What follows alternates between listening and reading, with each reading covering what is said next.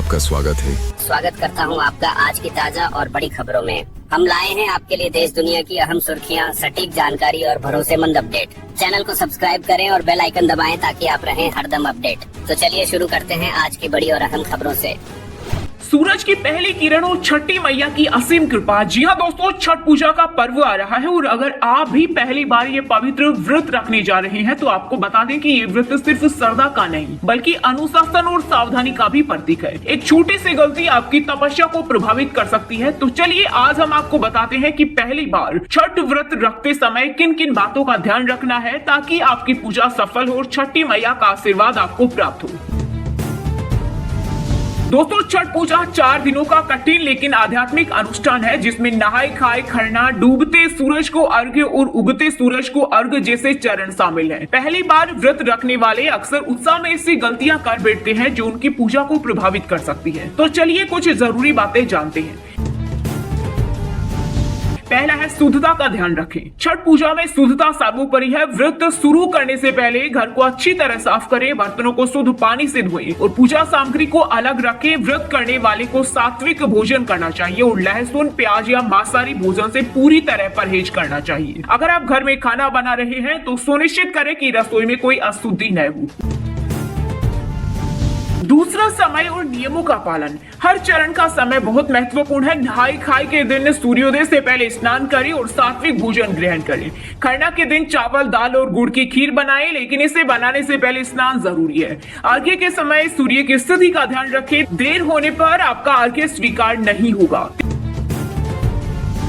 तीसरा, पूजा सामग्री की पूरी तैयारी। छठ पूजा में बांस की टोकरी, सूप, फल, ठेकुआ और दीपक जैसी चीजें जरूरी है। सामग्री की सूची पहले से तैयार कर लें। अधूरी सामग्री पूजा को प्रभावित कर सकती है। खासकर सूप और टोकरी को शुद्ध रखें क्योंकि यही छठी मैया को अर्पित किया जाता है। होता है मानसिक और शारीरिक तैयारी। दोस्तों, 36 घंटे का निर्जला व्रत आसान नहीं है। इसे करने से पहले अपने स्वास्थ्य का ध्यान रखें। अगर आपकी तबीयत ठीक नहीं है तो जबरदस्ती व्रत न करें। मानसिक रूप से शांत रहें, गुस्सा या नकारात्मक विचारों से बचें। छठी मैया की भक्ति में डूबकर ही ये व्रत पूरा होता है।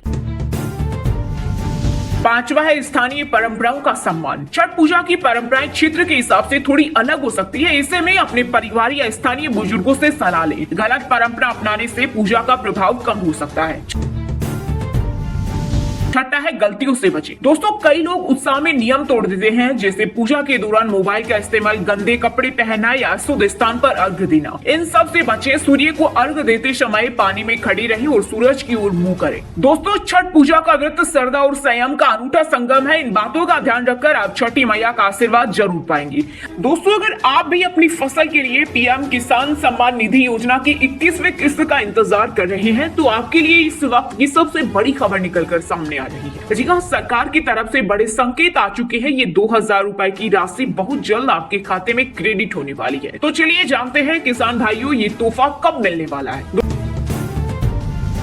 दोस्तों, फाइनेंशियल एक्सप्रेस की ताजा रिपोर्ट के मुताबिक नवंबर के पहले हफ्ते में 2000 रुपए की ये राशि किसानों के खाते में क्रेडिट हो जाएगी। हाँ, बिल्कुल सही सुना आपने। सरकार ने तैयारी पूरी कर ली है और डायरेक्ट जो बेनिफिट ट्रांसफर के जरिए ये पैसे आपके बैंक अकाउंट में पहुंच जाएंगे। अगर आप छोटे या सीमांत किसान हैं तो ये किस्त आपके लिए वो राहत है जो फसल की तैयारी और परिवार की जरूरतों को आसान बनाएगी। आपकी जानकारी के लिए बता दें कि कुछ राज्यों जैसे हिमाचल प्रदेश, पंजाब, उत्तराखंड और जम्मू कश्मीर के बाढ़ प्रभावित किसानों को ये किस्त पहले ही मिल चुकी है। अब बारी है देश के बाकी सभी पात्र किसानों की। लेकिन यहाँ एक बहुत जरूरी चेतावनी भी है। अगर आप चाहते हैं कि आपके 2000 रुपए बिना किसी रुकावट के आपके खाते में पहुंच जाए तो 2 काम तुरंत कर ले। पहला, अपना ईकेवाईसी जल्द से जल्द पूरा कर ले, ये अनिवार्य है। अगर आप ईकेवाईसी अधूरा है तो आपकी किस्त अटक सकती है।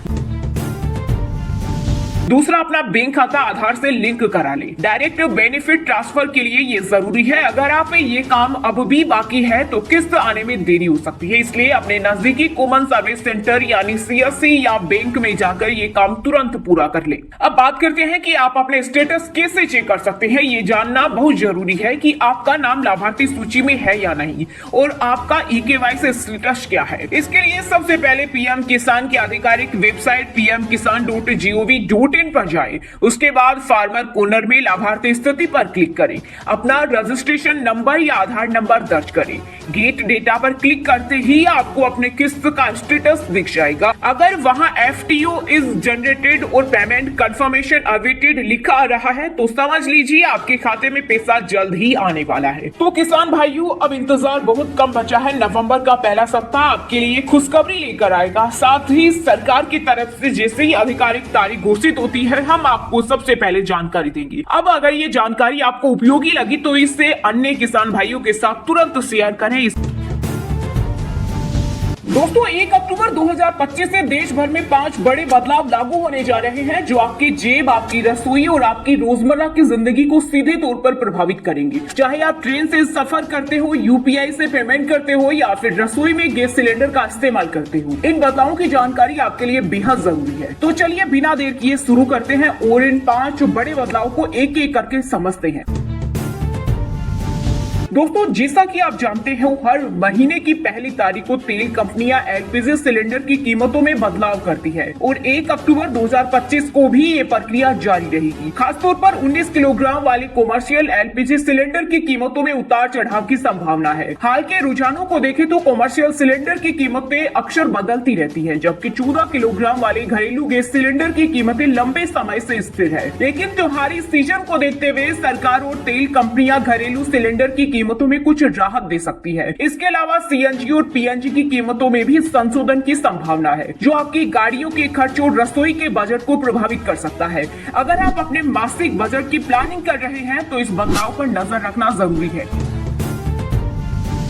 दूसरा, रेलवे टिकट बुकिंग में नया नियम। भारतीय रेलवे 1 अक्टूबर 2025 से ऑनलाइन टिकट बुकिंग के नियमों में बड़ा बदलाव करने जा रहा है। अब रिजर्वेशन खुलने के पहले 15 मिनट में केवल वही लोग ऑनलाइन टिकट बुक कर पाएंगे जिनका आधार वेरिफिकेशन पूरा हो चुका हो। ये नियम पहले तत्काल टिकट बुकिंग के लिए लागू था और अब इसे सामान्य रिजर्वेशन पर भी लागू किया जा रहा है। इसका उद्देश्य टिकट बुकिंग में होने वाली धांधली और कालाबाजारी को रोकना है। अगर आप IRCTC के जरिए टिकट बुक करते हैं तो सुनिश्चित करें कि आपका आधार वेरिफिकेशन पूरा हो, वरना शुरुआती 15 मिनट में टिकट बुक करना मुश्किल हो सकता है। ये बदलाव रेल यात्रियों के लिए थोड़ा असर डाल सकता है, लेकिन ये सिस्टम को और पारदर्शी और सुरक्षित बनाएगा।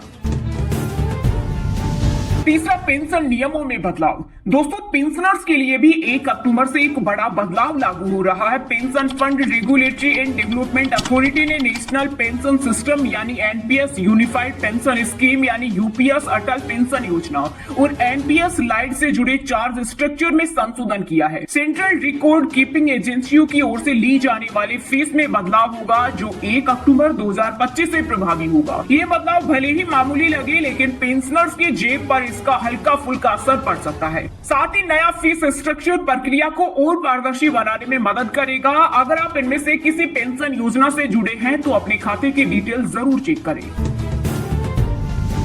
चौथा, National Payments Corporation of India यानी NPCI ने UPI के peer to peer collect feature को 1 अक्टूबर 2025 से पूरी तरह बंद करने का फैसला लिया है। इस फीचर के जरिए यूजर्स किसी से पैसे मांगने या बिल पेमेंट के रिक्वेस्ट भेज सकते थे, लेकिन कुछ लोग इसका दुरुपयोग करके फर्जी रिक्वेस्ट भेजकर धोखाधड़ी कर रहे थे। डिजिटल पेमेंट को और सुरक्षित करने के लिए NPCI ने ये कदम उठाया है। अब आप केवल सेंड मनी या QR कोड स्कैन जैसे विकल्पों का इस्तेमाल कर पाएंगे। अगर आप फोन पे, गूगल पे या पेटीएम जैसे UPI एप्स का इस्तेमाल करते हैं तो इस बदलाव का असर आप पर पड़ेगा। इसके अलावा त्योहारी सीजन को देखते हुए कुछ बैंक और वित्तीय संस्थाओं के नियमों में भी बदलाव हो सकता है। इन बदलावों पर नजर रखना आपके लिए फायदेमंद होगा ताकि आप अपने बजट और फाइनेंशियल प्लानिंग को सही दिशा में रख सके। तो दोस्तों, ये थे 1 अक्टूबर 2025 से लागू होने वाले बड़े बदलाव जो आपकी जिंदगी को कई तरह से प्रभावित करेंगे। रसोई से लेकर रेलवे और डिजिटल पेमेंट तक इन बदलावों की जानकारी रखना आपके लिए बेहद जरूरी है। दोस्तों, ऐसा लगता है मोबाइल रिचार्ज और सस्ते होने वाले हैं, रिचार्ज के रेट गिरने वाले हैं। एक बार फिर से जियो जैसे क्रांति आने वाली है। आपको बता दें कि एक तरफ जियो और एयरटेल करोड़ों खर्च कर 5G की रेस में दौड़ रही है और दूसरी तरफ सालों से खामोश पड़ी BSNL ने अचानक ऐसा दाव चला है कि पूरा टेलीकॉम बाजार हिल गया है। जी हाँ दोस्तों, BSNL ने लॉन्च किया है अपना 4G नेटवर्क और इसके साथ ऐसा प्लान लेकर आई है जिसने हर किसी को चौंका दिया है और बाजार में धमाका करा दिया है और इतिहास का सबसे सस्ता 330 330 दिन का प्लान लेकर मार्केट में धमाका करने को तैयार है। लोग कहने लग गए थे कि बीएसएनएल अब सिर्फ नाम के लिए बची है, लेकिन अब वही बीएसएनएल अपने 4G धमाके से सीधा मैदान में उतरी है। और सबसे बड़ा ट्विस्ट ये है कि इस बार इसका नेटवर्क पूरी तरह स्वदेशी तकनीक पर बना है। मेड इन इंडिया हार्डवेयर और सॉफ्टवेयर, जिसे सिर्फ एक सॉफ्टवेयर अपडेट से 5G में अपग्रेड किया जा सकता है। अब आते हैं उस प्लान पर जिसने सोशल मीडिया पर तहलका मचा दिया है। बीएसएनएल लेकर आई है 330 दिन की वैधता वाला प्रीपेड पैक, जिसमें अनलिमिटेड कॉलिंग, डेटा और एसएमएस जैसे फायदे हैं। यानी लगभग 1 साल तक आपको बार बार रिचार्ज की टेंशन नहीं होगी। बीएसएनएल ने अपने ऑफिशियल एक्स हैंडल पर इस प्लान की घोषणा की है। इस प्लान की कीमत 1999 रुपए रखी गई है, जिसमें मिलने वाले फायदे इस प्रकार हैं। कॉलिंग पूरे भारत में अनलिमिटेड कॉलिंग, जिसमें नेशनल रोमिंग भी शामिल है। डेटा रोजाना 1.5 GB डेटा मिलता है। इस हिसाब से कुल 495 GB डेटा उपलब्ध होगा। एसएमएस रोजाना 100 एसएमएस की सुविधा मिलेगी। अतिरिक्त फायदा, सभी बीएसएनएल प्लान के साथ बाई टीवी ऐप का बेसिक सब्सक्रिप्शन फ्री दिया जाएगा। इस रिचार्ज पर आपको डिस्काउंट भी मिलेगा। अब जान लीजिए डिस्काउंट कैसे मिलेगा। अगर यूजर इस 1999 वाले प्लान को बीएसएनएल की आधिकारिक वेबसाइट या सेल्फ केयर ऐप से रिचार्ज करता है तो उसे 2% का डिस्काउंट मिलेगा। ये ऑफर केवल 15 अक्टूबर तक ही मान्य है। यानी अगर आप सस्ते में लंबी वैलिडिटी वाला प्लान लेना चाहते हैं तो ये सही मौका है। इतना ही नहीं, बीएसएनएल ने 225 का धमाकेदार प्लान भी उतारा है। 30 दिन तक रोज 2.5 GB डेटा और अनलिमिटेड कॉलिंग। अब सोचिए जियो और एयरटेल के महंगे रिचार्ज के बीच 225 रुपए का ये प्लान कितनी बड़ी चुनौती है। लेकिन दोस्तों, असली सवाल ये है क्या बीएसएनएल सिर्फ सस्ते प्लान के दम पर जंग जीत पाएगी? क्योंकि आज के दौर में डेटा और कॉल्स जितने जरूरी है उतने ही जरूरी है नेटवर्क क्वालिटी। और यही वो मैदान है जहां बीएसएनएल को सबसे बड़ी चुनौती मिलेगी। सरकार को उम्मीद है कि बीएसएनएल का ये 4G मिशन दूर दराज के गांवों और छोटे कस्बों तक सस्ता इंटरनेट पहुंचाएगा। कई साल घाटे में रहने के बाद बीएसएनएल अब मुनाफे में आई है और ये लॉन्च उसके लिए कमबैक का सबसे बड़ा मौका है। तो दोस्तों, अब खेल सिर्फ प्लान का नहीं बल्कि भरोसे का है। अगर बीएसएनएल इस बार वाकई यूजर्स का दिल जीत लेती है तो आने वाले दिनों में जियो और एयरटेल की बादशाहत को सबसे बड़ा खतरा मिलेगा। सवाल आपसे, क्या आपको लगता है कि बीएसएनएल की ये धमाकेदार वापसी भारत के मोबाइल यूजर्स के लिए वरदान बनेगी, या फिर ये सिर्फ 330 दिन वाले प्लान का स्टोर है और हकीकत में नेटवर्क वही पुराना रहेगा? अपनी राय कमेंट्स में जरूर बताइए। तो ये थी आज की बड़ी खबरें। रोजाना ऐसे ही सबसे पहले अपडेट पाने के लिए चैनल को सब्सक्राइब करना बिल्कुल न भूलें। धन्यवाद।